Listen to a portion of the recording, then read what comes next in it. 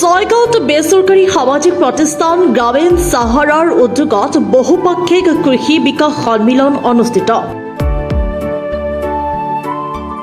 মছলা আৰু উদ্যান শস্যৰ মূল্য শৃংখল শক্তিশালীকৰণৰ লক্ষ্যৰে বহুপাক্ষিক কৃষি উন্নয়ন সমাৰোহৰ আয়োজন।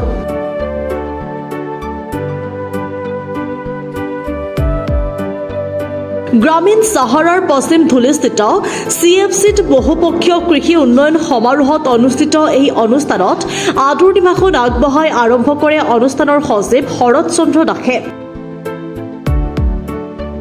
মছলা আৰু উদ্যান শস্যৰ উন্নয়ন বিভিন্ন দিশ সন্দৰ্ভত দুটা সত্ৰত আলোচনা চক্ৰ অনুষ্ঠিত কৰা হয়। আজিম প্ৰেমজী ফাউণ্ডেশ্যনৰ সহযোগত ৰূপায়ণ হৈ থকা প্ৰকল্পৰ অধীনত এই অনুষ্ঠানৰ আয়োজন কৰা হয়। এই প্ৰকল্পৰ অধীনত গ্ৰামীণ চাহাৰাই অসম মেঘালয় সীমান্তৰ ভিন্ন প্ৰান্তৰ প্ৰায় ৭,০০০ মহিলা কৃষক সৈতে কাম কৰি আহিছে বছৰ বছৰ জুৰি। কামৰূপ গোৱালপাৰাৰ আৰু মেঘালয়ৰ ৰিভই জিলাৰ বিভিন্ন অংশীদাৰ তথা মহিলা কৃষকৰ উপস্থিতিত গৃহভিত্তিক আয় বৃদ্ধি, মছলা খেতিৰ সুযোগ আৰু প্ৰত্যাহ্বান মূল্য শৃংখল শক্তিশালীকৰণ দিশ সন্দৰ্ভত আজি আলোকপাত কৰা হয়। উক্ত অনুষ্ঠানত গ্ৰামীণ চাহাৰাৰ বিষয়ববীয়াৰ লগতে কৃষি বিভাগৰ উচ্চ পৰ্যায়ৰ কেইবাগৰাকীও বিষয়া আৰু কৃষি বিজ্ঞানীও অনুষ্ঠানটোত উপস্থিত থাকে। আজি আমি ইয়াত এদিনীয়া এটা অনুষ্ঠান কৰিছোঁ, সেইটো হৈছে আমাৰ বহুপাক্ষিক কৃষক উন্নয়ন সন্মিলন, কৃষক বিকাশ সন্মিলনী।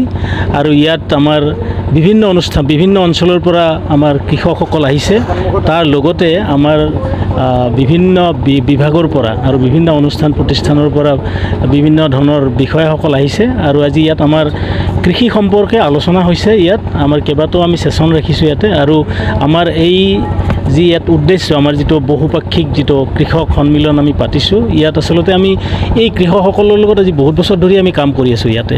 আৰু তেওঁলোকক আমি কেনেকৈ বহনক্ষম হৈ পেলাই তেওঁলোকৰ জীৱিকা কেনেকৈ আমি উন্নত কৰিব পাৰোঁ, সেইটো কাৰণে আমি কাম কৰি আছোঁ। আৰু তাৰ কাৰণে আমি বিভিন্ন অনুষ্ঠান প্ৰতিষ্ঠানৰ পৰা সহায় লৈছোঁ।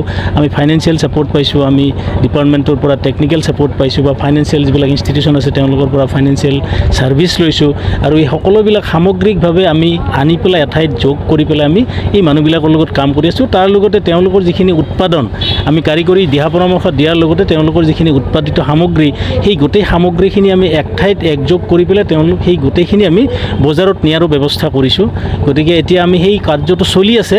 আৰু আজিৰ এই অনুষ্ঠানত আচলতে আমি তেনেকুৱা ধৰণৰে কিছুমান বিষয় লৈ পেলাই আমি আলোচনা কৰিছোঁ। আমি ইয়াতে তেওঁলোকৰ এতিয়া উৎপাদনবিলাক বাঢ়িছে, আৰু বিশেষকৈ আমি যিহেতু অৰ্গেনিক যিটো কওঁ আমি অৰ্গেনিক কৃষি আৰু লগতে আমাৰ প্ৰাকৃতিক কৃষি, যিটো নেচাৰেল ফাৰ্মিং বুলি কয়, আমি সেই বস্তুটো আমি প্ৰমোট কৰি আছোঁ। কাৰণ সেইটোৱে আজিকালি আপোনালোকে জানে প্ৰত্যেকে যে আমাৰ ৰাসায়নিক দ্ৰব্যৰ ব্যৱহাৰৰ কাৰণে আমাৰ শৰীৰত, মাটিত, পৰিৱেশত প্ৰত্যেকতে আচলতে এফেক্ট কৰি আছে। আৰু এইবিলাকে আচলতে বহুত দীৰ্ঘম্যাদী আচলতে এটা বেয়া পৰিৱেশৰ সৃষ্টি কৰিব বা কৰি আছে। গতিকে সেই বস্তুবিলাক কেনেকৈ আমি লাহে লাহে নোহোৱা কৰোঁ, আমি প্ৰাকৃতিক আমাৰ অতীতৰ যিবিলাক পদ্ধতি আছিল, সেই পদ্ধতিবিলাক আমি একলগ কৰি পেলাই সেই পদ্ধতিবিলাকত কেনেকৈ আমি কৃষি কৰিব পাৰোঁ, যাতে মানুহৰ স্বাস্থ্য ঠিকে থাকে, মাটিৰ স্বাস্থ্য ঠিকে থাকে, পৰিৱেশৰো স্বাস্থ্য ঠিকে থাকে। আৰু একে সময়তে যাতে এই মানুহবিলাকে, আমাৰ যিবিলাক খেতিয়ক, যিবিলাক খেতি কৰি আছে, তেওঁলোকে পাবলগীয়া ইনকামখিনিও তেওঁলোকে পায়, বজাৰখন যাতে তেওঁলোকে পায়, মধ্যভোগীৰ যাতে যিখিনি আগৰ যিটো উৎপাদ আছিল সেই উৎপাদটো যাতে কমে। গতিকে এই গোটেইখিনি বস্তুৱে আমি যি ধৰণে কৰি আছোঁ, আৰু আমাৰ বিশ্বাস যে আমি বহুখিনি আমি এই ক্ষেত্ৰত কৰিব পাৰিছোঁ।